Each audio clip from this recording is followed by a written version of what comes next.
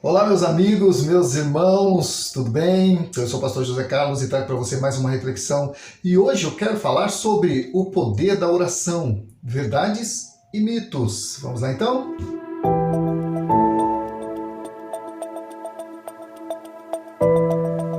Bom, a oração é um dos principais assuntos da Bíblia, né? Tanto no Novo Testamento quanto no Velho Testamento a gente ouve ou vê, né? Lê nos textos sagrados menções sobre oração, Deus nos estimulando a orar, a nos relacionar com Ele. Isso por uma razão muito simples. Deus quer ter um relacionamento conosco, um desses relacionamentos entre pai e filho, né? Porque Deus, ele é visto na Bíblia como nosso pai. Como todo bom pai, ele quer se relacionar com o filho, quer se comunicar com o filho. Então, a oração é um dispositivo que Deus nos legou para que nós pudéssemos falar com Ele. Ele nos fala através das Escrituras e nós falamos com Ele através da oração. E é então por isso que Ele nos estimula a orar sem cessar, a orar sempre, né? Assim, a fim de que possamos interagir com Ele num relacionamento de pai e filho. Mas tem algumas questões importantes sobre esse tema que eu quero compartilhar com você, desmistificar alguma coisa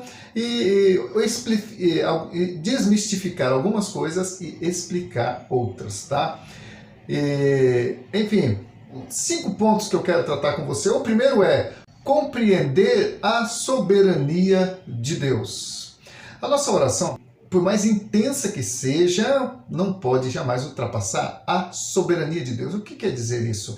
É que Deus, na sua soberania, Ele sabe o passado, o presente e o futuro. Ele sabe aquilo que é melhor para nós. Ele sabe no que vai dar algo que a gente pensou em fazer, algo que a gente quis fazer, algo que a gente obteve, né? Então, Ele sabe, como todo bom pai, Ele não vai dar aquilo que vai nos prejudicar. Então, muitas vezes, ele se recusa a ouvir algumas orações porque ele sabe que se responder essas orações vai ser para nos prejudicar e não para nos abençoar. Olha só que coisa interessante. Isso está dentro da soberania de Deus. Quer ver 3 exemplos que eu vou citar para você. O primeiro é que Jesus, lá no Getsemane, ele orou a Deus pedindo para que Deus o livrasse daquela hora. Lembra da oração lá no Getsemane, quando Jesus estava para ser entregue aos soldados romanos e depois ser crucificado? Jesus sabia por tudo que ele iria passar. E ali no Getsemane, então, sozinho, ele orava ao Senhor. Mas Deus não o livrou da cruz. Sabe por quê? Porque na soberania de Deus havia um projeto de redenção do homem que envolvia a morte de Jesus para poder redimir a humanidade dos seus pecados. E Deus tinha também em mente que Jesus vencesse a morte como? Ressuscitando. E você só pode ressuscitar se morrer, né? Então é óbvio. Então Jesus teria que morrer. Então isso fala da soberania de Deus. Um outro exemplo disso foi o rei Davi, quando ele cometeu um adultério com Betseba, e desse adultério então nasce um filho, tá? E Davi, ele comete o adultério com Betseba e depois manda matar o marido dela quando ele sabe que ela está grávida. E Deus então desagradou isso, desaprovou completamente, claro, qualquer um de nós desaprovaria, né? E esse filho de Davi nasceu, e esse filho nasceu doente. E Davi, então, ele jejuou e orou para que Deus, então, curasse o filho, mas Deus não o curou. Pelo contrário, Deus o levou. E Davi, então, depois que soube da morte do seu filho, o que foi que ele fez? Ele se revoltou contra Deus, ele resmungou? Não. Ele foi lá, tomou um banho, foi lá, comeu, e depois foi para a casa do Senhor fazer sabe o quê? Adorar. Então, Deus, ele sempre tem um propósito, ainda que nos causam dor, mas a gente precisa entender que a vontade do Senhor, ela é perfeita, ela é boa e ela é agradável, ainda que no momento do não a gente não tenha muito isso em mente, né? E tem outro caso também, que é o caso de Paulo. Ele tinha um espinho na carne que o incomodava. E por 3 vezes ele orou ao Senhor pedindo para que Deus removesse esse espinho na carne, e Deus falou apenas para ele: não, Paulo, a minha graça te basta.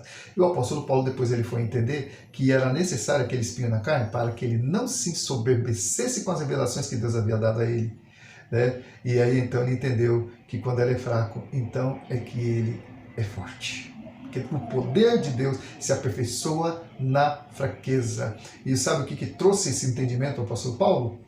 Isso, o espinho na carne. É isso aí. Bom, mas olha só também o que Jesus diz, né, em Marcos capítulo 11, versículos 22 a 24. Então Jesus disse aos discípulos: tenham fé em Deus. Eu lhes digo a verdade, vocês poderão dizer a este monte: levanta-se e atire-se ao mar, e isso acontecerá. É preciso, no entanto, crer que acontecerá e não ter nenhuma dúvida em seu coração. Digo-lhes que se crerem que já receberam qualquer coisa que pedirem em oração, lhes será concedido. Isso parece fácil de entender, né? Opa, então peraí, então eu posso pedir qualquer coisa, até remover um monte vai acontecer, mas peraí, não é bem assim. Todo o ensino bíblico eles tem que estar atrelado com outros textos bíblicos para que a gente tenha uma compreensão melhor. Já pensou as pessoas, os crentes aí saírem removendo montes por aí, né? Isso é um absurdo, não é verdade? Então, não se trata de você exercer fé para remover montes. O que Jesus quer dizer aqui é que Deus ele é poderoso para ouvir sua oração e, se preciso for, ele remove montanhas. Ele não abriu o Mar Vermelho?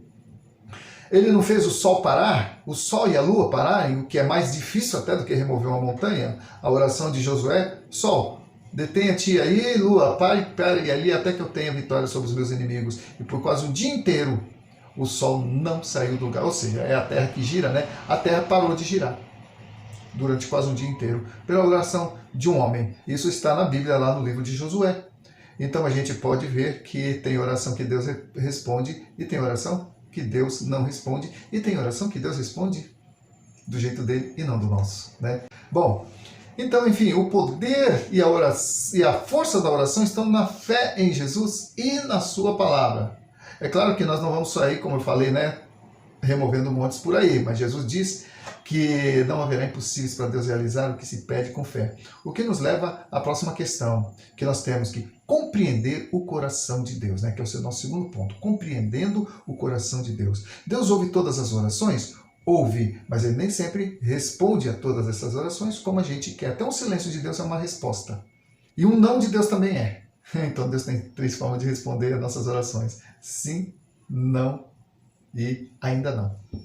Tá? Em Tiago, capítulo 4, versículos 2 e 3, diz assim: querem o que não têm e até matam para consegui-lo. Invejam o que os outros possuem, lutam e fazem guerra para tomar deles, e no entanto não têm o que desejam porque não pedem. E quando pedem, não recebem, pois seus motivos são errados, pedem apenas o que lhes dará prazer. Então, Tiago está falando aqui: olha, vocês pedem e não recebem, vocês fazem guerra para obter e tal, porque vocês pedem e pedem com intenções erradas. Essa é a ideia.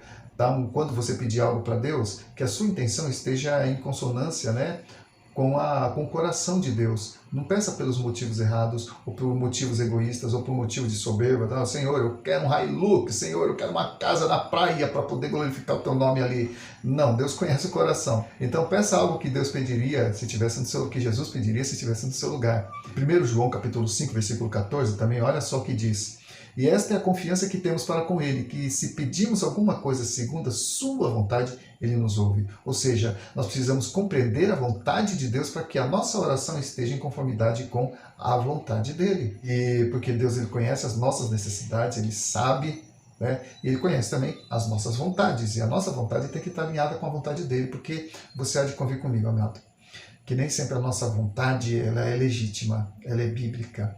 Não sei se você já viver essa experiência de querer comer algo que o médico proibiu, sob pena de você complicar sua saúde física. Fala: olha, você precisa cortar o açúcar, olha, você precisa parar de comer carne gorda ou gordura por causa do seu colesterol. Então você é proibido de comer algo que você gosta. E de repente Deus também ele está falando: olha, você não faz isso, eu sei que você gosta, mas não faça isso porque isso vai ser ruim para você.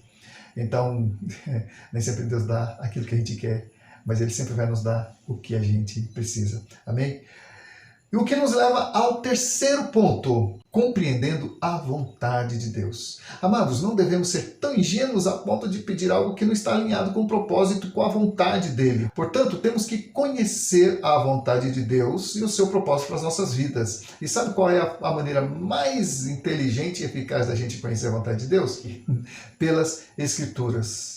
né? É nas Escrituras que nós vamos conhecer a vontade de Deus. Deus se revela por sonhos, se revela. Deus se revela por profecias, se revela. Mas o meio preferido de Deus se revelar e o meio mais acertado de Deus se revelar é pelas Escrituras.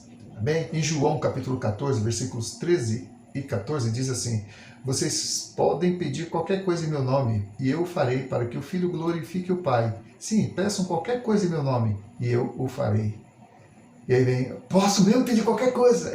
Desde que seja em nome de Jesus. Agora, o que é pedir algo em nome de Jesus? É você pedir algo que Jesus pediria se estivesse no seu lugar, se estivesse na sua pele. Entenda, amado, que muitas vezes a gente quer compreender a Bíblia do jeito que é fácil para a gente aceitar, mas nós temos que entender, né, como eu falei, da soberania de Deus, da vontade de Deus, que é o que eu estou falando agora, porque Deus, ele nos criou para louvor e glória dele. Então tudo que a gente pedir para Deus tem que estar em harmonia com o propósito de Deus para as nossas vidas. Então a gente não vai sair pedindo aí para Deus algo que não esteja em conformidade com a vontade dele ou em conformidade com as Escrituras. Entendeu? Então, tem orações que Deus, é claro, ele vai ser até abominável a Deus, alguns tipos de orações, a gente precisa entender isso. Em João 15,16, Jesus também diz: vocês não me escolheram, eu escolhi vocês, e os chamei para irem e produzirem frutos duradouros, para que o Pai lhes dê tudo o que pedirem em meu nome. Você vê, mais uma vez aí está, pedirem em meu nome. Então, pedir em nome de Jesus não é apenas uma chave, um mantra, uma palavra mágica, tipo, abra-te sésamo, não é bem assim. Pedir em nome de Jesus é pedir exatamente aquilo que Jesus pediria se estivesse na sua pele, tá? Então, e Jesus, na autoridade dele, fala: Pai, é lícito o que ele está pedindo, né? Atenda. Então Jesus, ele intercede por nós desde que o nosso pedido seja legítimo e glorifique o nome de Jesus e seja algo que vai nos edificar ou edificar outras pessoas, tá certo? Então, pedir ou fazer algo em nome de Jesus, né, como eu falei, pedir o que ele pediria se estivesse no nosso lugar. O que nos leva ao quarto ponto, que é compreendendo o propósito de Deus, né? Deus tem propósito para as nossas vidas, tá? Você já orou por algo que não recebeu? Como você se sentiu? Sua fé se enfraqueceu? Você ficou decepcionado? Você ficou frustrado com Deus? Você falou: Deus, eu pedi tanto, o Senhor não me respondeu? Pois é, já aconteceu comigo também, né? E muitos homens de Deus passaram por isso também, mas depois a gente vai entender que foi o melhor para nós. Nós temos que entender, né, que Deus, ele é um pai amoroso e é um pai responsável também. Assim como um pai não dá tudo que o filho quer, mas dá tudo que o filho precisa, assim também é Deus, né? Ouça o que Jesus diz aos discípulos em Mateus capítulo 6, versículos 7 e 8. Ao orar, não repitam frases vazias sem parar como fazem os gentios. Eles acham que se repetirem as palavras várias vezes, suas orações serão respondidas. Não sejam como eles, pois o Pai sabe exatamente do que vocês precisam, antes mesmo que vocês lhe peçam. Então aqui Jesus está dizendo que nós não devemos ficar usando de vãs repetições, né? E devemos orar, tornar conhecido diante de Deus o nosso coração, a nossa petição, até porque Ele já sabe o que a gente precisa, Ele sabe também o que está no nosso coração. Então tem coisa que é legítima que está no nosso coração e tem coisa que não é. E Deus, ele vai fazer a leitura certa disso, né? Nenhum pai, por mais que ame o filho, vai dar tudo que o filho quer, mas ele vai dar tudo que o filho precisa, né? Às vezes ele dá o que o filho quer, mas nem tudo, né? Assim também é Deus, amados. Amém? Então, olha só. Deus, ele tem, né, propósitos para a nossa vida. Ele não nos criou e deixou no mundo aqui por acaso: olha, agora se vira aí, a vida de vocês e tal. Não, Deus criou cada um de nós para um propósito. E quando a gente não sabe o propósito da nossa vida, então a nossa vida, ela passa desapercebida das pessoas. A gente, sei lá, vive por viver. Nós temos que descobrir o propósito de Deus para a nossa vida, para que a nossa vida faça sentido, né? E que a gente deixe um legado para a posteridade. E de repente está dentro do propósito de Deus isso tudo, tá? O que nos leva ao último ponto também, que é compreender o tempo de Deus. Nós somos muito ansiosos, amados, e muitas vezes o nosso relógio está mais adiantado do que o relógio de Deus, né? O nosso relógio, ele não está andando no compasso do relógio de Deus, e a gente então olha pelo nosso relógio e não pelo relógio de Deus, e a gente fica ansioso, fala: Deus está demorando para dar a bênção, enfim. Agora, você já ouviu essa expressão? Deus está preparando uma bênção para você. É gostoso ouvir isso, né? Deus está preparando uma bênção para você. Eu já ouvi muitas vezes essa expressão, mas olha, pode acontecer também que seja o contrário. Talvez a bênção já esteja até preparada para você, mas você ainda pode não estar preparado para ela. Você pode ainda não ter maturidade suficiente para aquilo que Deus já preparou para você. Então, muitas vezes, a bênção já está preparada, mas você ainda não. Você já pensou nisso? A Escritura diz que há tempo para todo propósito debaixo do sol. E tudo tem seu tempo determinado. Está lá no livro de Eclesiastes. Tudo tem seu tempo para acontecer. Então, não fique ansioso. Quem sabe Deus não está preparando você para a bênção que você tanto quer. Pense nisso, amém? Porque quando você estiver preparado para a bênção, essa bênção vai ser uma bênção na sua vida. E muitas vezes uma bênção pode se tornar uma maldição justamente porque a gente não estava preparado para ela. Tá? É como se você ganhasse um carro, um filho, né? Ganhasse um carro sem ter carteira de habilitação, sem ter, né? E aí ele pega e sai com o carro e bate o carro. Sofre um acidente. Né? Então ele não estava pronto para a bênção. A bênção já estava lá, mas ele não estava pronto para ela. Então, amados, espero que essa reflexão tenha servido para você de alguma forma, assim como para você refletir na questão da oração. Deus, ele não vai dar tudo que você quer, mas ele vai dar tudo que você precisa. E às vezes a gente precisa de uma correção, né? Quem é que gosta de uma correção? Ninguém. Mas às vezes é necessário, não é verdade? Então, Deus é um Pai que nos ama, né? Ele é um Pai amoroso e ele jamais vai nos dar, jamais vai vir dele algo que nos prejudique. A não ser que seja uma correção, mas mesmo uma correção, mesmo que seja assim, não seja muito bem-vinda, mas ela vai ser uma bênção, né? Pode se tornar uma bênção na nossa vida, tá? Ninguém gosta de apanhar, né? Mas às vezes uma surra faz bem, não faz? Eu que sou pai e já fui filho também, né? Eu sei o quanto o filho muitas vezes precisa de carinho, precisa de colo, mas também precisa da vara da correção, como a Bíblia diz. Amém? E é isso, amados. Vamos ficar por aqui. Que Deus te abençoe. Muito obrigado por acessar esse canal, por me ouvir. E tem outras postagens também nesse canal. Aconselho que você vai lá, pesquise, vai lá, vasculhe, né? Inteiramente à sua disposição. E mais uma vez, se inscreva no canal, dê um like e compartilhe, tá? Você pode até usar esse vídeo aí para falar sobre a questão da oração lá no seu, enfim. Né? Eu acho interessante essa revelação que Deus me deu e por isso eu quis compartilhar com você. Fique na paz do Senhor e até nosso próximo encontro.